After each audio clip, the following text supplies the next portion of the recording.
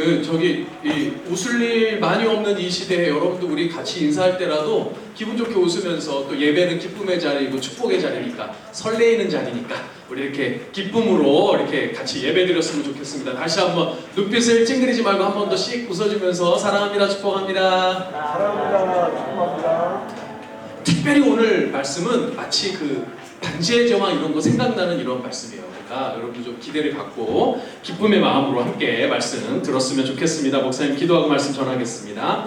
살아계신 하나님 감사합니다. 우리의 기쁨에, 또 아버지 하나님 정말 행복함에, 감사에 예배 자리를 허락하시니 감사합니다. 이 자리에서 아버지 하나님께서 우리와 함께 하시며 우리에게 은혜 주실 줄 믿사오니 사랑하는 우리 친구들 한 사람 한 사람의 마음 가운데, 영혼 가운데 찾아주시고 주의 말씀으로 움직여 주시옵소서. 죄 많고 허물 많은 종이 섰습니다. 종의 죄와 허물은 가리시고 살아계신 아버지 하나님의 높으신 이름만 드러낼 수 있도록 인도하여 주시옵소서. 감사드리며 예수님의 이름으로 기도드립니다. 아멘. 오늘 본문이 되게 길었는데요. 여러분들 정말 읽으면서 약간 이렇게 미리 읽어온 친구 있어요? 혹시 미리 한번 읽어봤다? 할렐루야. 예. 이번에 다 해결할 수 있을 거라는 믿음으로 이렇게 읽는 거죠? 네.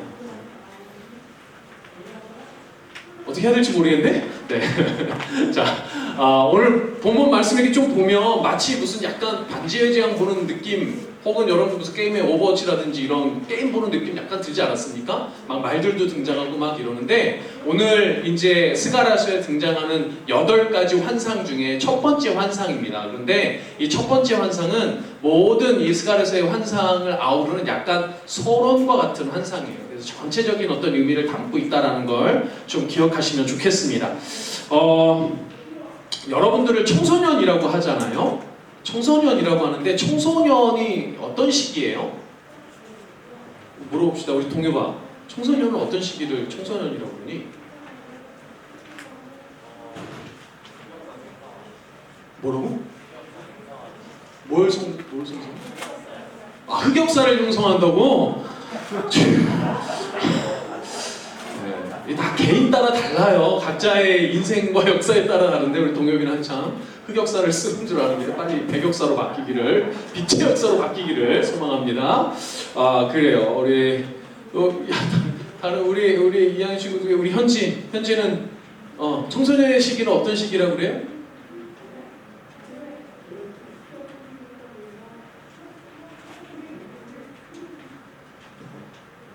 모르겠어요. 네가 청소년이거든 지금. 자기가 누군지를 모르는 시기, 내가 지금 어디에 있는지 모르는 시기, 내가 몸 안에 있는지 몸 밖에 있는지 모르는 시기.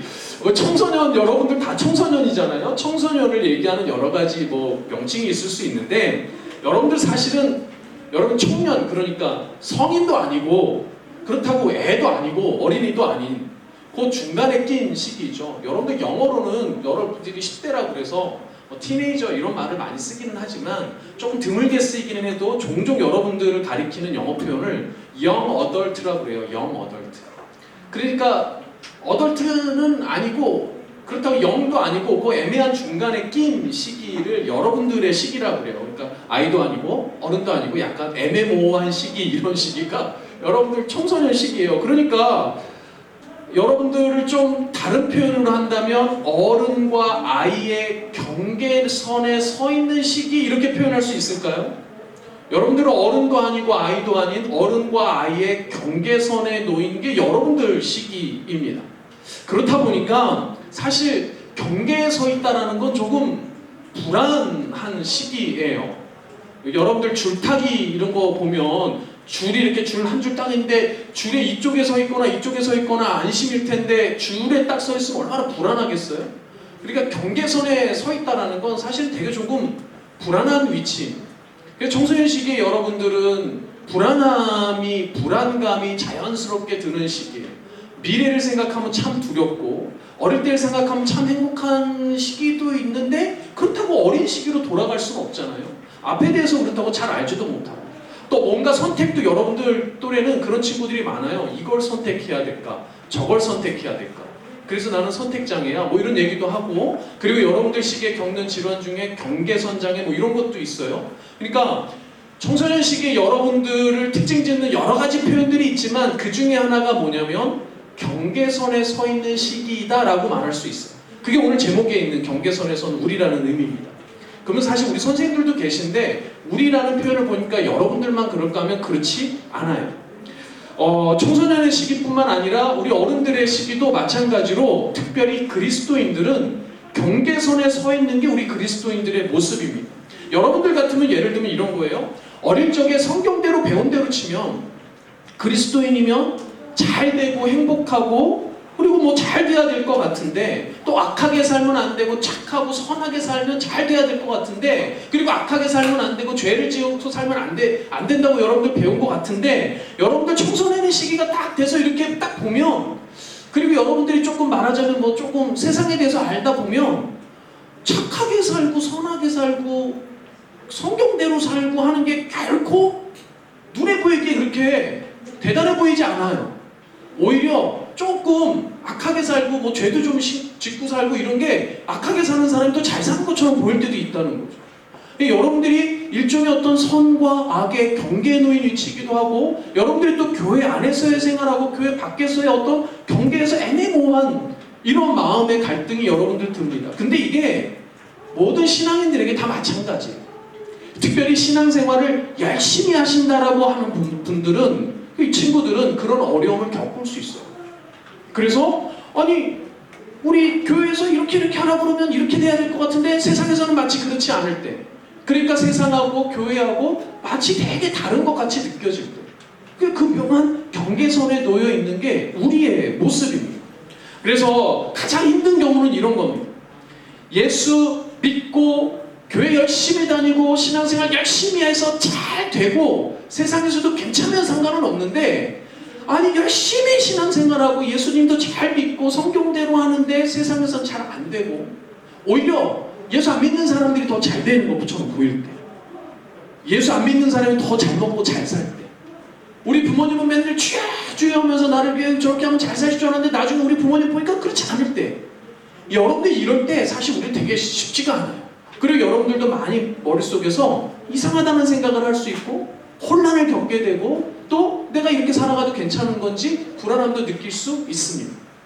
사실 우리 모든 그리스도인들 여러분들이 더 심하겠지만 많은 그리스도인들이 겪는 어려움이 그 경계선에 놓여있기 때문에요. 선과 악의 경계, 교회와 세상의 경계, 조금 더 확대하면 천국과 지옥의 경계.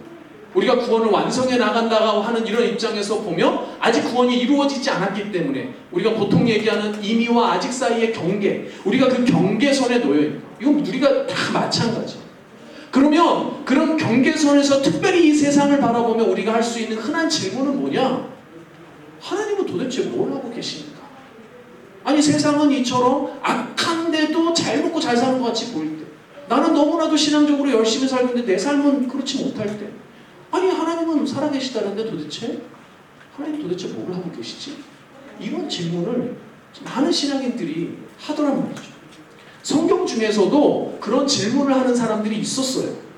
이런 하박국이라는 선지자가 있었는데 이 하박국이라는 선지자는 우리가 지금 본문에서 보는 스가랴보다 조금 더 앞선 시대의 선지자거든요. 근데 그 하박국 선지자가 하박국 1장 13절이라는 13절의 말씀에서 이렇게 말씀을 합니다. 올려주시고 제가 읽어드릴게요. 여러분들 보세요.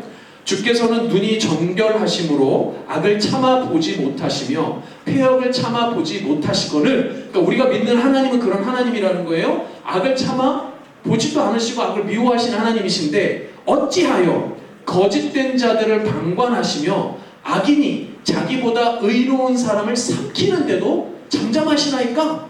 악인들이 막 갑질하고 있는 거예요.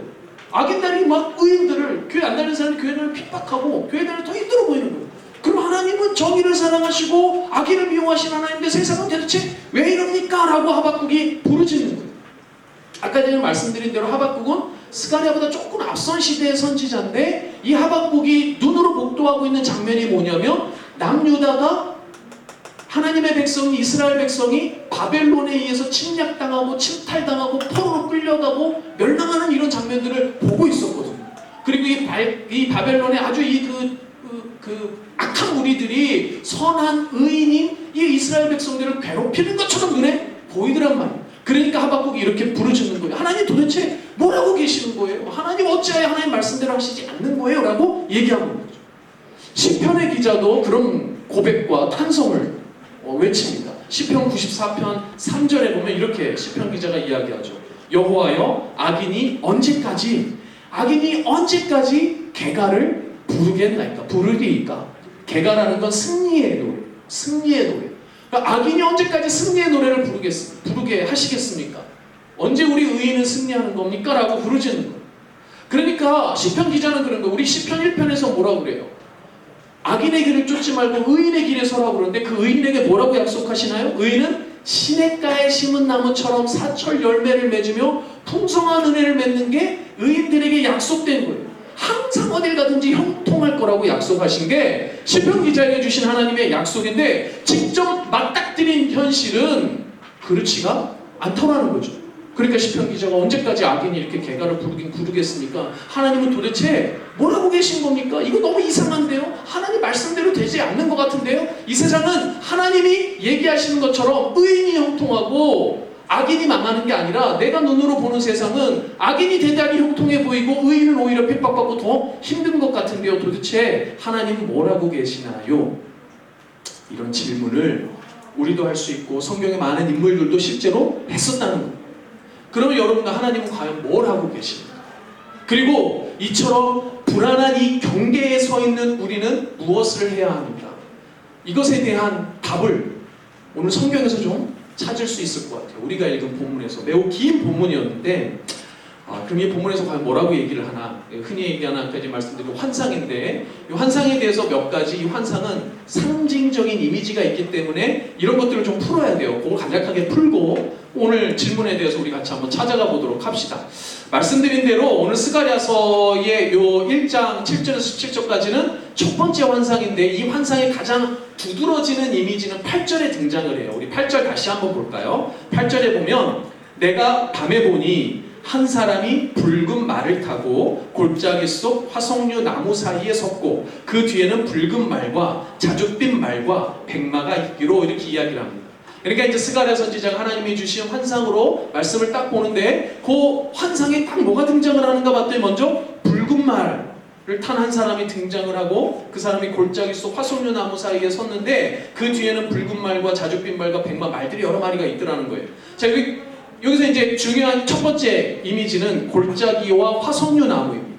골짜기는 일반적으로 뭐예요? 아주 낮은 곳이고 깊은 곳이잖아요. 그리고 이거는 물이 흐를 만큼 아주 깊은 골짜기라는 의미인데 이 골짜기는 성경에서 그냥 단순히 물리적인 골짜기의 장소적인 의미가 아니라 상징적인 의미가 뭐냐면 매우 이 처참하게 가라앉은 시기를 고난의 상징이고 굴욕의 상징이 이 골짜기입니다.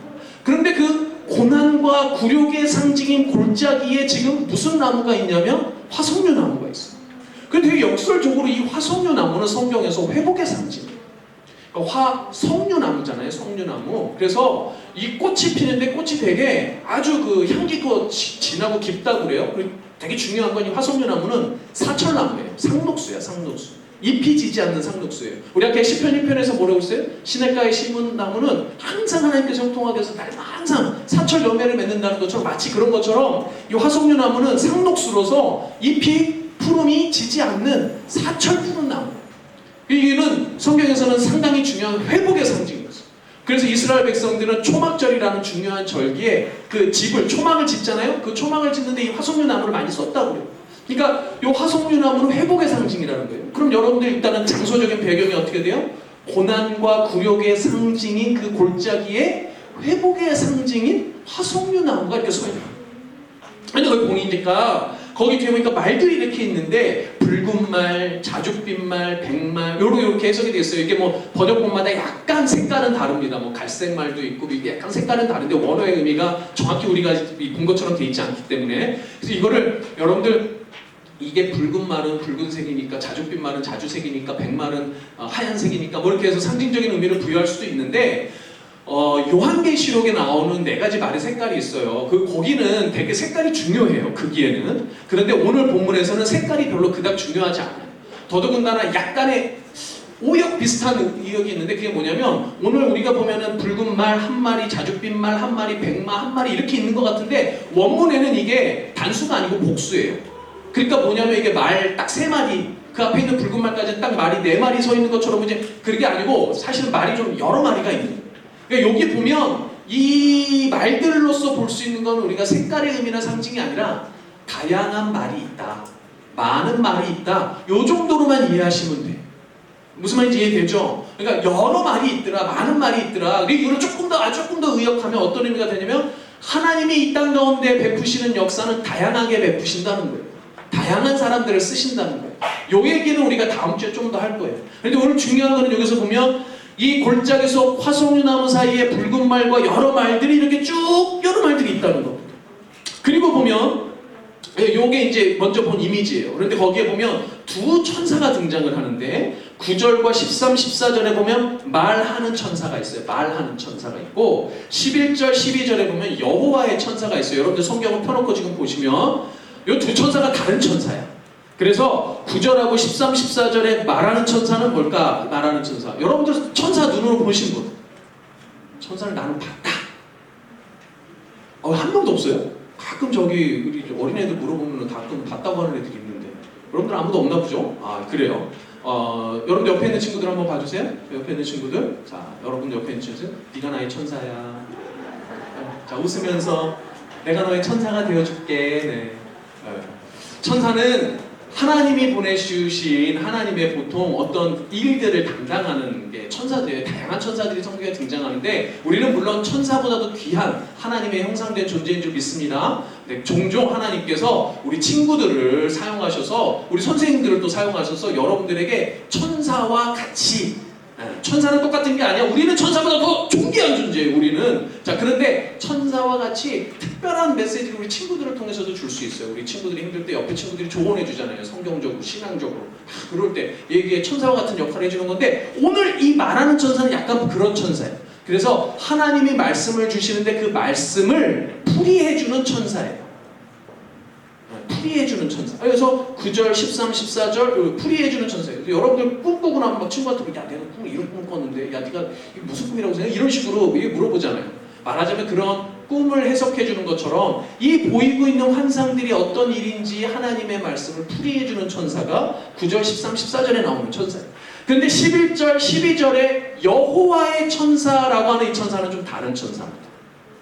이게 좀 어려운데요. 이 여호와의 천사는 여러분들 그냥 뭐라고 이해하시면 되냐면 여러분들 예수님이 이 땅에 오시기 전에도 계셨어요? 아니면 그 전에는 없다가 짜잔하고 진짜로 태어나셨어요? 자, 예수님이 이 땅 가운데 지금으로부터 2000여 년 전에 이 땅 가운데 예수님이 마리아를 통해서 태어나셨잖아요. 태어나신 그 예수님 이전에도 예수님이 계셨어요? 안 계셨어요? 안 계셨다라고 혹시 생각하는 친구 있다면 이 시간 회개하고 그렇지 않아? 잘못 배운 거야? 그렇잖아요? 그전에도 예수님은 계셨어요. 이건 어떤 예수님이냐면 성육신에서 이 땅에 오시기 이전에 예수님은 계셨는데 그 예수님은 하나님과 함께 사역하고 계셨어요. 그래서 여기 여호와의 천사는 성육신하기 이전에 이 땅에 오신 예수님이세요. 천사의 모습으로. 그래서 종종 이 하나님이 현현하신다라는 표현을 쓰는데 이전에도 예수님께서 현현하셔서 천사의 모습으로 이렇게 현현하셔서 이 땅 가운데 활동을 하셨어요. 물론 하나님과 함께 계셨지만 그래서 여기 11절 12절의 여호와의 천사는 성육신하기 이전의 예수님이다 이렇게 믿으면서 생각하시면 됩니다. 자, 그런데 여기까지 이제 이미지들이 이렇게 어떤 등장인물들하고 장소적 배경을 했잖아요. 그런데 이 여러 말들이 무슨 일들하고 무슨 얘기를 하나 이렇게 봤더니 10절에서 보니까 여러 이 말들이 세상을 두루 다니며 세상이 어떠한지를 정찰하고 다니는 걸 볼 수가 있어요. 그리고 여호와의 천사에게 그렇게 예수님께 보고를 하는 거예요. 이 세상을 두루 이렇게 정찰하고 좀 다녀보니까 말하자면 이 여러 필의 말들은 이 말들이 아마 이 정찰대의 역할을 한 것 같아요. 세상이 어떤지를 다 돌아보고 다니는 말들이에요. 이 정찰대와 같은 역할을 한 거예요. 그리고 이렇게 쭉 다니고 세상을 보니까 세상이 어떠한가 하고 보고 내용이 보니까 뭐냐면 세상이 참으로 평온하고 조용하더라는 거예요. 세상이 참 평온하고 조용하면 참 좋은 것 같은데 여기에는 좋은 이미지가 아닙니다. 왜냐면 이때 당시의 세상은 어떤 세상을 말하냐면 페르시아 제국, 메데 바사 제국이 다스리는 세상을 의미해요. 자, 눈에 보이는 제국인 메데 바사가 다스리는 세상이 평온하고 조용하다라는 거예요. 그런데 여러분들 봐요. 페르시아는 유다 백성을 여전히 억압하는, 유다 백성, 이스라엘 백성을 억압하는 이방 민족의 하나예요. 그러니까 바벨론의 포로 생활을 떠나서 예루살렘으로 돌아오면 모든 것이 다 해결될 것 같고 성전도 잘 건축될 것 같고 자신들의 생활이 풍요로워질 것 같았는데 여전히 상황은 힘들고 어렵고 페르시아에 억압당하는 상황이고 또 경제적인 상황도 극심한 기근과 가난이 있었다고 그랬잖아요. 그러니까 모든 상황이 별로 좋지 않은데 이스라엘 백성의 입장은 상황이 참 좋지 않은데 페르시아가 다스리는 세상을 보니 참 평온하고 조용하고 괜찮아 보이더라는 거예요. 이게 딱 어떤 이미지야? 목사님 처음에 얘기했던 것처럼, 처음 서론 부분에서 얘기했던 것처럼 정말 신실한 그리스도인이 이 땅을 살아가면서 겪게 되는 그 경계선에서와 똑같이 됩니다. 그러니까 지금 유다 백성들이, 이 이스라엘 백성들이 이 평온한 세상을 보니까 너무 이상한 거야. 페르시아는 적국이고 페르시아는 악인들이고 이방나라고 하나님을 대적하는 무리들인데 저들이 다스리는 세상은 너무나도 평온하고 좋아 보이고 그리스도인으로 열심히 살고 있는 내 현실은 참 쉽지가 않더라는 거예요. 그러니까 이들이 질문하는 거예요. 아니 하나님 왜 이상하지 않습니까? 하나님 회복시켜 주신다고 했는데 이상하지 않습니까? 그 질문이 12절이에요. 그 질문. 우리 12절 다 같이 한번 읽어볼까요? 우리들의 질문이기도 합니다. 12절 올려주시겠어요? 12절 우리 다 같이 읽어봅시다. 시작! 여호와의 천사가 대답하여 이르되 만군의 여호와여 여호와께서 언제까지 예루살렘과 유다 성읍들을 불쌍히 여기지 아니하시려 하나이까? 이를 노하신 지 70년이나 되었다이다 하고 말씀합니다. 그러니까 여호와의 천사가 예수님이라고 그랬잖아요. 예수님이 이때도 우리를 위해서 중보하고 계셨던 거예요. 중보하신 예수님께서 이렇게 말씀하시죠. 아니 하나님, 성부 하나님, 하나님께서 회복시켜 주신다고 하시지 않았습니까? 이 페르시아 다 멸망시키고 하나님의 백성들 불쌍히 여기셔서 회복시킨다고 하시지 않았습니까? 근데 왜 아직도 이러고 계세요? 라고 질문을 하는 거예요. 자, 그러면 이제 환상의 배경과 모든 스토리가 이해가 되시나요, 이제? 자, 그럼 이런 상황에서 그러면 이제 대답을 한번 찾아봅시다. 우리 하나님 과연 뭘 하고 계셨나? 뭘 하고 계신가? 첫 번째는 하나님은 온 세상을 여전히 통치하시고 영원히 다스리시는 왕이라는 믿음이 우리한테 있어야 돼요. 오늘 본문에서 여러분들 여러 말들에 대해서 이야기를 했어요. 말을 타고 돌아다니는 정찰대를 이야기했는데 환상으로 보여주셨지만 이 여호와 하나님의 이 여러 말들은 하나님의 정찰대. 그런데 이 정찰대 방식이 똑같이 누가 하고 있었냐면 페르시아가 하고 있었어요. 페르시아는 거대한 제국이었잖아요. 거대한 제국이었기 때문에 그들의 속국들을 살펴보기 위해서 정찰대를 보냈다. 그 당시에 정찰대가 뭐 타고 다니겠어요? 말 타고 다닌 거야. 말 타고 다니면서 속국이 어떤지 다 정찰하고 다닌 거예요. 그러니까 페르시아가 쓰던 방식이 말들을 타고 돌아다니는 정찰대의 방식인데 우리의 눈에는 뭐만 보여요? 우리의 육신의 눈으로는 그거밖에 안 보이는 거야. 페르시아의 정찰대밖에. 근데 하나님이 우리의 영안을 띄워서 하나님이 무엇을 보게 해주셨느냐? 스가랴를 통해서 그 환상을 통해서 무엇을 보게 해주셨느냐? 아니다. 진짜 이 땅 가운데 만왕의 왕 되신 하나님께서 그분의 정찰대를 보내셔서 이 땅 모든 것을 다 감찰하고 계신다. 그래서 여러분들 놀라운 사실이 뭐가 있냐면 욥기의 1장에 보면 욥기라는 책이 있어요. 욥기라는. 근데 욥은 어떤 사람이었어요? 아주 의인이었는데, 당대의 의인이었는데 엄청나게 큰 고난을 당해요.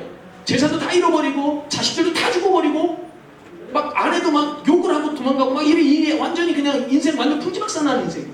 근데 그의 그 시험에 앞서서 무슨 장면이 등장을 해요? 하나님께서 사탄마저도 정찰대로 사용하신 장면을 볼 수 있어요. 사단이 뭐라고 얘기해요? 두루 다녀보. 하나님께서 뭐라고 그래요? 너 두루 다녀봤지? 욥이라는 의인을 봤니? 심지어 하나님께서는 사단마저도 하나님의 수하에 두고 있어요.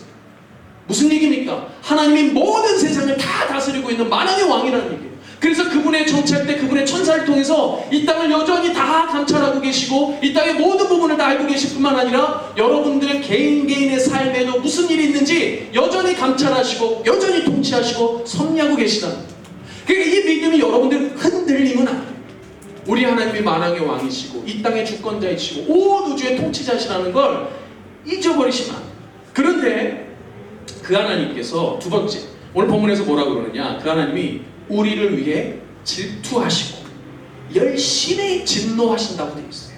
그래서 오늘 14절 15절에 보면 하나님은 예루살렘과 시온은 자신의 백성을 이야기합니다. 이스라엘 백성이에요. 자신의 백성을 위해서 질투하시며 다른 이방 나라들을 위해서 진노하신다고 말씀하세요.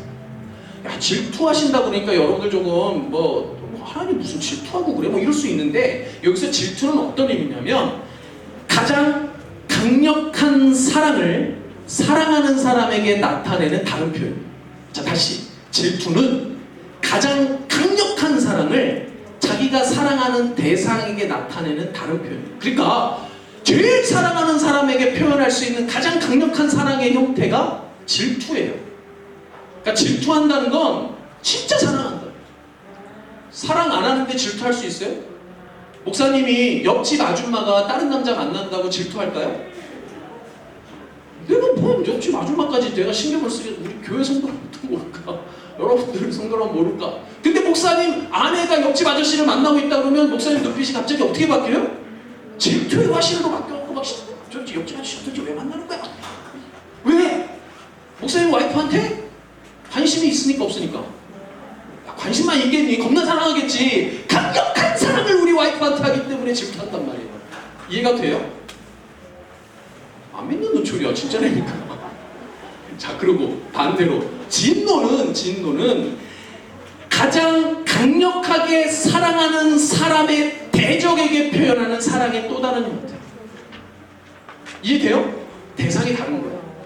질투는 내가 사랑하는 사람에게 표현하는 가장 강력한 사랑의 표현이고, 진노는 내가 사랑하는 사람의 대적에게 표현하는 가장 강력한 사랑의 표현이 진노라는 거예요. 그러니까 질투하시는 하나님, 진노하시는 하나님이란 건 무슨 표현이냐? 내가 사랑하는 이스라엘 백성을 너무나도 사랑하고 있다는 표현이고, 반대로 내가 미워하는 저 이방 민족들, 저 악인들을 진짜로 미워하고 계시다는 표현이에요. 그래서 우리 개역개정에는 질투하신다, 진노하신다라는 이렇게 설명을 해줘야 되는 표현으로 있는데, 고맙게도 새 번역에는 이렇게 번역이 되어 있어요. 이 부분만 딱 떼서 보면 새 번역에는 띄워주세요. 나는 예루살렘과 시온을 뭐한다? 몹시 사랑한다. 아니, 이해하기 편하게 이렇게 되어 있어요. 공동 번역에서는 조금 다른 의역으로 이렇게 해놨습니다. 공동 번역 성경에 이렇게 해놨어요. 내가 예루살렘을 생각만 해도 속이 타는구나. 시온을 생각만 해도 가슴이 타는구나. 그러니까 질투하신다는 건 진짜 보고 있는데 여러분들이 환난당하고 여러분들이 핍박당하고 여러분들이 너무 힘든 모습을 보면 애가 타시는 거예요. 속이 타는 거예요. 하나님도 지금 어떻게 해주시고 싶은데 지금 당장은 해줄 시기 그때가 차지 않았기 때문에 하나님도 지켜보고 계신데 속이 타는 거예요. 여러분들 보면. 그리고 저 나쁜 쟤네들을 지금 쳐야 되는데 그걸 아직 그렇게 못하시니까 애간장을 녹이시는 게 지금 하나님의 마음이십니다. 너무나도 강력하게 여러분들을 사랑하고 계신다는 걸 믿으시길 축복합니다. 마지막 셋째, 그냥 사랑만 하고 계시는 게 아니라 불쌍히 여기시며 선한 말씀, 위로의 말씀으로 그 회복을 분명하게 다시 한번 도장 찍어주시고 회복을 약속해 주세요. 하나님은 사랑하는 자기 백성의 고통과 환난을 그냥 두고 보시는 하나님이 절대 아니세요. 불쌍히 여기세요. 마치 들판에서 배불러가지고 이 음식을 찾고 있는 2만여 명의 사람들을 보시고 예수님이 어떤 마음을 느끼셨어요? 그들을 보고 불쌍히 여기시는 마음이 생기셔서 그들을 먹이시기 위해서 오병이어의 기적을 베푸셨잖아요. 마치 그것처럼 하나님께서는 그분의 백성을 보시고 애가 타신 거예요. 그래서 17절에 보시면 뭐가 그래요? 그가 다시 외쳐 이르기를 만군의 여호와 말씀에 나의 성읍들이 넘치도록 다시 풍부할 것이라. 여호와가 다시 시온을 위로하며 다시 예루살렘을 택하리라 하니라. 뭐예요? 선한 말씀, 회복의 말씀, 위로의 말씀으로 그분의 백성들을 반드시 회복시켜 주시겠다고 다시 약속해 주시는 거예요. 13절에서는 아예 그렇게 말씀하시죠. 선한 말씀, 위로의 말씀으로 대답하시고, 그리고 그 선한 말씀, 위로의 말씀으로 뭐라고 약속하세요? 17절에 지금 읽은 구절에 뭐라고 되어 있습니까? 다시라는 말을 4번이나 반복하면서 야, 좀 기다려. 내가 다시 약속해 주는데 진짜로 회복시켜 줄 거야 라고 말씀하셔요. 잊지 마시길 바랍니다. 하나님은 약속하신 말씀을 반드시 지켜주세요. 믿으시는 여러분들 되시길 축복합니다. 아멘. 하나님은 여전히 이 모든 만물을 다스리시는 하나님이실 뿐만 아니라 우리를 위해서 질투하시고 진노하시며 또 반드시 이루시겠다고 하신 그 약속을 반드시 이루어 주시겠다라는 선한 말씀, 위로의 말씀으로 지금도 우리들과 함께 하신 줄 믿습니다. 자, 그러면 하나님은 이렇게 질투도 하시고 진노도 하시고 우리를 또 회복시키기 위해서 또 위로하시기 위해서 오늘도 이렇게 말씀을 주시고 여러분들에게 계시의 말씀을 주셨잖아요. 그분은 분명히 그분의 일을 쉼없이 하고 계세요. 하나님은 분명히 지금도 일하고 계신 줄 믿습니다. 그렇다면 이제 문제는 우리는 어떻게 해야 되는가? 경계선에 선 우리는 그 하나님을 바라보면서 무엇을 해야 되느냐? 우리는 뭘 해야 되는가? 이게 이제 우리에게 주어진 중요한 질문입니다. 이것에 대한 답을 스가랴서를 이렇게 주석하신 여러 이제 외국의 유명한 학자들도 있지만 우리나라의 한 학자가 이 부분에 대해서 이렇게 설명을 해줬어요. 정세훈 교수님이라는 분이 이렇게 글을 남기셨습니다. 제가 읽어볼게요. 여러분들 보세요. 그러나 하나님은 이스라엘 백성들을 괴롭혔던 이방 나라의 심판이 반드시 이루어질 것이며 그들이 고대했던 성전이 다시 건축될 것임을 약속하신다. 그렇다면 현재 이스라엘 백성들에게 필요한 것은 무엇인가? 그것은 뭐예요? 기다립니다. 기다림. 우리가 해야 되는 건 뭐예요? 기다리는 거예요. 기다림. 경계선에 선 우리에게 가장 필요한 것은 기다림이에요. 하나님의 약속이 실현되기까지 기다리는 거예요. 근데 이 기다림이 우리에게 가장 어려운 일이에요. 특별히 사랑하는 우리 친구들, 여러분들이 살아가고 있는 이 시대는 스피드가 경쟁력인 시대잖아요. 속도가 성공의 관건이잖아요. 이렇게 빨리빨리 해야 되는 우리나라, 이렇게 빨리빨리 해야 성공하는 여러분들의 세대에 스피드를 살리고 속도를 살리고 해야 되는데 스피드 속도는 뭐 30, 40, 50, 뭐 100, 200도 아니고 제로 상태로 기다려야 한다라는 이 말이 사실은 우리에게는 가장 쉽지 않은 주문일 수도 있습니다. 당장 튀어나가고 싶은데, 당장 가서 한 대 치고 싶은데 여러분 이걸 어떻게 참고 어떻게 기다리냔 말이에요. 이거 목사님 생각해. 목사님. 누군가가 이것을 꽉 붙들어주고 있으면 되지 않을까? 우리 힘으로는 참 안 되는데 누군가 우리 옆에서 꽉 붙들어주고 있으면 되지 않을까라는 생각이 들었어요. 그런데 오늘 말씀에 이렇게 꽉 붙들어주시는 자가 있더라고요. 여러분들 8절에 보면 우리 처음 읽었던 8절에 이렇게 이야기합니다. 한 사람이 붉은 말을 타고 골짜기 속 화석류 나무 사이에 섰고, 골짜기는 고난과 굴욕의 상징이요 화석류 나무는 회복과 승리의 상징인데 그 골짜기 속 화석류 나무에 서 있는 그 경계선에 서 있는 다른 그 어떤 한 사람이 있더라는 거예요. 그리고 많은 학자들은 이 한 사람을 여호와의 천사 예수 그리스도라고 믿습니다. 주 안에 사랑하는 여러분, 예수 그리스도는 성육신에서 이 땅에 오실 때 하늘 보좌를 버리고 낮고 낮은 이 땅에 오셨어요. 하늘과 땅의 경계에 기꺼이 자초하고 쓰셨습니다. 그분은 완전한 하나님이셨지만 완전한 인간으로 우리가 머리로는 이해할 수 없는 인간과 하나님의 어떤 경계선에 쓰셔서 우리와 똑같은 입장에 계셨어요.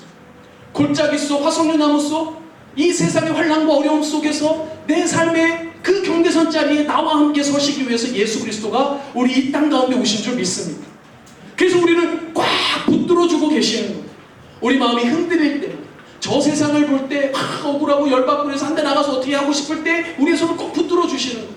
그리고 기다릴 수 있고, 우리가 막 마음이 무너지고 좌절돼서 자꾸 무너지고 싶고 자꾸 엎어지고 싶고 그냥 놔버리고 싶고 포기하고 싶을 때 다시 한번 예수님께서 우리와 함께 쓰셔서 그 손 붙잡고 꽉 붙잡고 다시 한번 세워주시는 거예요. 그래서 경계선에 서서 너무나도 불안한 우리에게 완전하신 하나님께서 완전한 인간으로 이 땅 가운데 오셔서 그 경계선에 우리와 똑같이 서 계신 줄 믿습니다. 그리고 그 경계선에 선 예수 그리스도께서, 우리와 함께 계신 그 예수 그리스도께서 마지막으로 우리에게 부탁하신 말씀이 있어요. 그게 마태복음 28장 18절에서 20절 말씀입니다. 구원을 기다리는 우리에게 이 땅 가운데 너는 기다리며 이것만 하거라 라고 주신 말씀이 마태복음 28장 18절에서 20절 말씀이에요. 우리 다 같이 한번 읽어보겠습니다. 시작! 예수께서 나와 말씀하여 이르시되 하늘과 땅의 모든 권세를 내게 주셨으니 그러므로 너희는 가서 모든 민족을 제자로 삼아 아버지와 아들과 성령의 이름으로 세례를 베풀고 내가 너희에게 분부한 모든 것을 가르쳐 지키게 하라. 볼지어다 내가 세상 끝날까지 너희와 항상 함께 있으리라 하시니라. 아멘. 주 안에 사랑하는 여러분, 말씀 맺겠습니다. 해리포터라는 만화가 있어요. 만화가 아니지, 영화가 있어요. 해리포터의 어떤 한 장면을 보니까 마지막 장면에 이런 장면이 등장을 합니다. 해리포터가 아주 중요한 선택을 해야 될 때가 있었어요. 해리포터의 인생의 멘토가 된 덤블도어 교수라는 사람이 딱 등장을 해서 해리포터에게 이렇게 이야기를 합니다. 선택은 둘 중에 하나란다. 옳은 것을 선택하거나 쉬운 것을 선택하거나. 저는 너무 감동이었던 게 덤블도어는 옳은 것과 그른 것, 옳은 것과 잘못된 것, 선한 것과 악한 것이라고 표현하지 않고 옳은 것을 선택하거나 쉬운 것을 선택할 수 있다는 거예요. 주 안에 사랑하는 여러분, 여러분들은 경계선에 서서 악을 저지르는 것은 너무나도 쉽습니다. 죄를 즐기는 것은 너무나도 쉬워요. 옳은 것을 선택한다는 건 어려운 일입니다. 여러분들 쉬운 선택을 해서 죄의 길에 계속 헤매고 계시겠습니까? 악한 길에서 계속 헤매고 계시겠습니까? 아니면 의의 길, 옳은 길, 좁은 길이어서 좀 험난하고 힘든 길이지만 옳고 의로운 길을 가시겠습니까? 우리로는 할 수 없지만 경계선에 서서 우리를 붙들고 계신 예수 그리스도와 함께함으로 그것이 가능하리라 믿습니다. 오늘 이 시간 여러분들 우리와 함께 서 계신, 경계선에 서서 너무나도 불안하고 두려운 우리와 함께 서 계신 그 예수 그리스도를 의지하시길 소망합니다. 그리고 청소년 여러분들만이 아니라 이 땅의 모든 그리스도인들이 결국 맞닥뜨리는 수많은 부조리와 수많은 악과 그리고 죽음을 넘어 저 천국, 이제 경계선 저 넘어가면 만나게 될 그 천국을 소망하며 여러분들 이 땅 가운데서도 힘을 내셨으면 좋겠습니다. 시간이 좀 많이 지났는데요.